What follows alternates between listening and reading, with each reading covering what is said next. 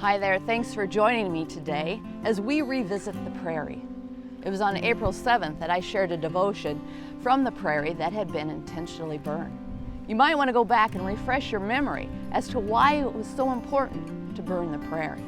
Well, it's been a couple of months now, and I want to share the progress that hasn't been made here in the prairie, especially after it was left in ashes. Now it's thriving and rising above its destruction. Burning the prairie was necessary for all this new growth you see and these blooms. Look at these blooms.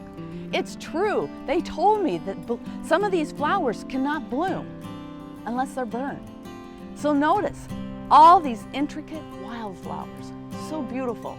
These grasses and flowers, they have persevered and they have risen above their adversity, just as God designed them. And they give us hope and encouragement for our adversity as well.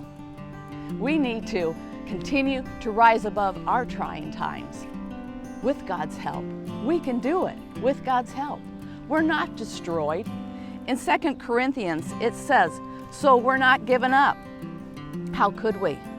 Even though on the outside, it often looks like things are falling apart on us.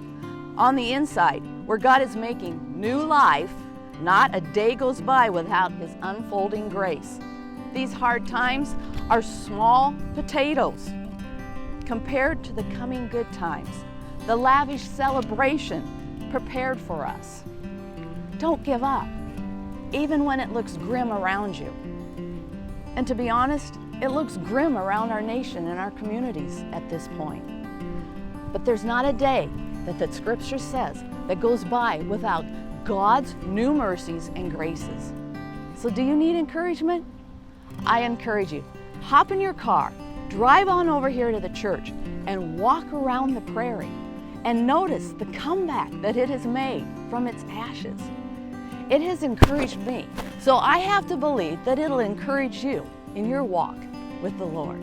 With God before us, we can persevere, just like the grasses and just like these wonderful flowers.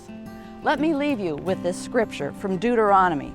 The Lord Himself, He goes before you and will be with you. He will never leave you nor forsake you. Do not be afraid. Do not be discouraged. So come on over and check out this prairie and be encouraged.